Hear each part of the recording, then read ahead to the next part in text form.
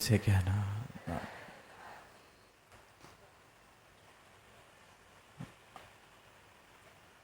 आज ये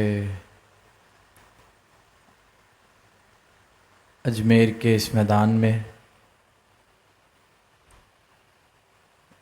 कॉलेज का जो ये ग्राउंड, जहाँ अक्सर कोई ना कोई खेल कूद का सबब बनता होगा, कोई ना कोई मैचेस किसी ना किसी स्पोर्ट के या कंपटीशन, टूर्नामेंट्स, इस प्रकार के आयोजन निरंतर होते रहते होंगे। और यहीं इस मैदान में जहाँ अक्सर प्रतिस्पर्धा, कंपटीशन के भाव को देखने को मिलता होगा, वहीं यहाँ संत आवाज दे रहे हैं कि ये जो इंसान है, जो एक दौड़ में है, इस संसार की दौड़ में है, अपने पड़ोसी से प्रतिस्पर्धा के भावों में है कि बस जिनको मैं जानता हूँ कम से कम उनसे आगे निकल जाऊँ,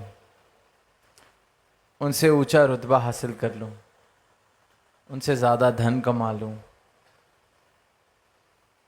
तो इस मैदान में जहाँ अक्सर ये भाव खेल के मैदान में देखने को मिलते हैं, खेलों में देखने को मिलते हैं, वहीं संतों ने ये आवाज़ दी है कि ये संसार की उपलब्धियों की दौड़ मुबारक है,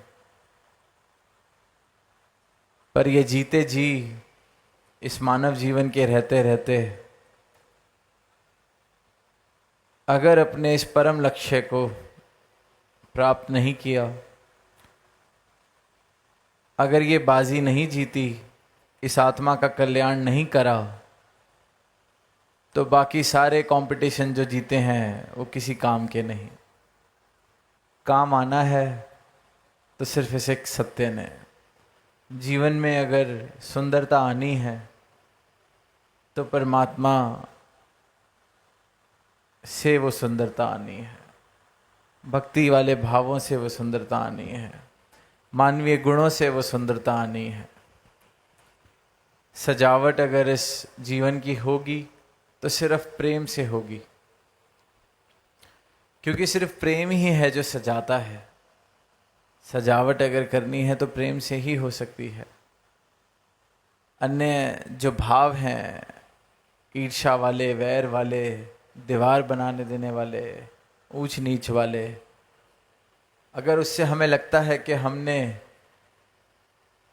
अपने कुल को या अपनी जाति को या अपने आप को ऊंचा दिखा दिया और बाकी सबको अपने से दूर कर लिया, अगर हमने सोचा कि हमारे आसपास ये ऊंच नीच की दीवारें जो हम बना लेते हैं इससे हमारी सजावट हो रही है, तो ये बहुत बड़ा भ्रम है। ऐसी दीवारों से सिर्फ और सिर्फ गिरावट हुई है। गिरावट हुई है इंसानियत वाले भावों की, गिरावट हुई है मानवीय गुणों की, गिरावट हुई है हृदय में प्रेम की, गिरावट हुई है इंसान की कीमत की। क्योंकि इन दीवारों ने हमें कोई सजाया नहीं, इन संकीर्ण भावों ने हमें कोई सजावट नहीं करी हमारी कि ये हमारा कुल, ये हमारी जाति, ये मेरी उपलब्धि वाले जो सज्जन मित्र हैं, ये हमारा एक मठ बन जाए, बाकी सब हमसे अलग, हम सबसे ऊंचे। तो ऐसे कोई भी भाव हैं जिसने इंसान को इंसान से दूर किया है, भले ही उसको ये लगा हो कि शायद मैं ऊंचा हो गया हूँ, मेरे पास कोई धन दौलत ज़्यादा आ गई है, तो अब मेरा उठना बैठना सिर्फ धनियों में ही होने वाला है, जिनके पास धन है उनके पास ही होने वाला है। बाकी जिसके पास धन नहीं, ये दुनियावी दौलत नहीं, वो कोई नीचे हो गए। तो ऐसे भावों से किसी के जीवन में सजावट नहीं होती। सजावट अगर हो सकती है तो अपनत्व, स्वीकृति, प्रेम वाले भावों से। और ये प्रेम वाले भाव, इंसानियत वाले भाव, मानवीय गुण जो हैं, ये जीवन में तब आते हैं जब जीवन में ये परमात्मा का प्रवेश होता है। जीवन में इस परमात्मा को मैं प्राप्त करता हूँ, जान लेता हूँ। क्योंकि बिना जाने अगर इस परमात्मा का प्रवेश हो भी गया तो इंसान ने फिर धर्म की दीवारें खड़ी कर ली, मजहब की दीवारें खड़ी कर ली, परमात्मा को परमात्मा के नाम के बंटवारे कर लिए। मंदिर मेरा, मस्जिद उसकी, काशी मेरा, काबा किसी और का। इस तरह के भाव फिर इंसान बना लेता है। और जो ये परमात्मा की सर्वोत्तम रचना इंसान, जहाँ इसने इस धरती का, इस धरा का सजावट करने में योगदान देना था, यही फिर गिरावट का कारण बन रहा है। इसलिए सिर्फ इंसान को ही बार बार ये कहा जा रहा है कि मनुर्भव, है इंसान तो इंसान बन जा, क्योंकि तेरी इंसानियत इन संसारिक उपलब्धियों से नहीं है। तेरी इंसानियत है जो ये मानवीय गुण, प्रेम, करुणा, सहनशीलता, अपनत्व, हृदय में किसी और के लिए दर्द का भाव रखना, हृदय में किसी और के लिए प्रेम रखना, इन भावों से तो इंसान बनता है।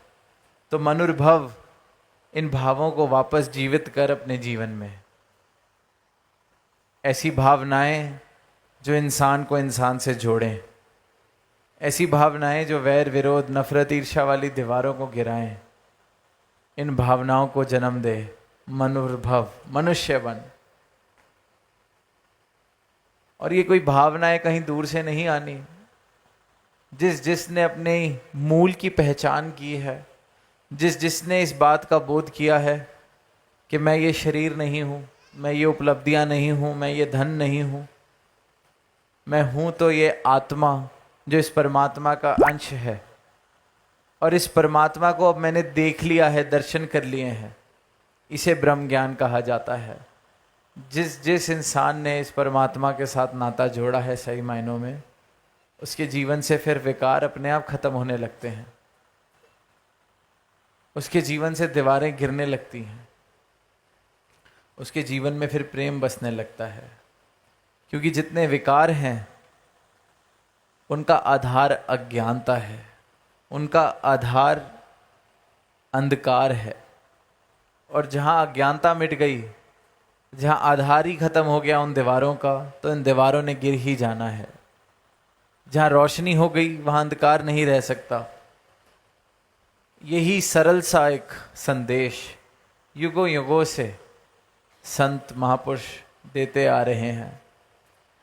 किसी भी धर्म, किसी भी ग्रंथ, किसी भी गुरु, किसी भी संत की हम वाणी देखें, उनके संदेश पढ़ें, सबने इस प्रभु की प्राप्ति के लिए मानव को जागृति की आवाज दी है कि जागो, उठो और इस मानव जन्म का जो उद्देश्य है उसको पूरा कर लो। ये जो दुनिया की भौतिक भागदौड़, वो जो प्रतिस्पर्धा वाले भाव जो दास ने कहा, क्योंकि इंसान अगर परेशान है तो इसी बात से है कि मैं अपने पड़ोस में अपने पड़ोसी से पीछे कैसे हो गया हूँ। उससे आगे निकलता है तो फिर अपनी गली में उससे सबसे आगे कैसे निकला जाए, वो मेरी खुशी। वो खुशी जब पूरी हो जाती है तो फिर गली से पूरे मोहल्ले में देखते हैं छोटी सी एक उपलब्धि प्राप्त करते हैं, और फिर एक और उपलब्धि जो सामने वाले ने प्राप्त कर लिया है अब उससे ज़्यादा मुझे प्राप्त करना है। इंसान इसी दौड़ में ये पूरी उम्र गुजार देता है। उसकी दौड़ का जो ऑब्जेक्ट है, जिस चीज़ के पीछे दौड़ रहा है, वो ज़रूर रूप बदल सकती है, पर है वो माया ही, है वो भौतिकता ही। जहाँ एक इच्छा पूरी, वहाँ फिर दौड़ दोबारा चालू।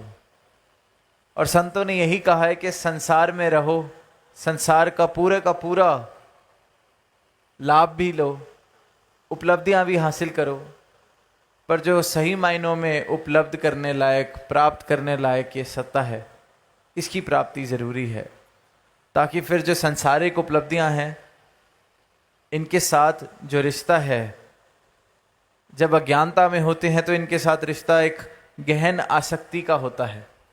मेरे जीवन की परिस्थितियां मेरी मनोस्थिति के ऊपर हावी होती हैं, क्योंकि आसक्ति है।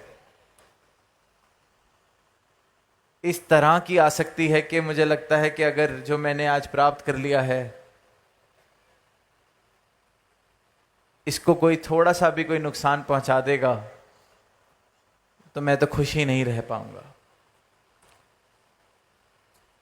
ये जो मैंने धन हासिल किया है, इसमें थोड़ी सी भी ऊंच नीच हो गई तो मैं खुश नहीं रह पाऊंगा, मैं सहज अवस्था में नहीं रह पाऊंगा। आसक्ति है। वहीं रिश्ते नातों के साथ भी आसक्ति है, जहाँ ये पता है जिसने जन्म लिया है मृत्यु हानि है, पर फिर भी इंसान इतनी आसक्ति से अपने रिश्तों में जुड़ जाता है कि आज कोई है साथी, कल ना रहे तो संभल नहीं पाते। आसक्ति है, गहरी आसक्ति है।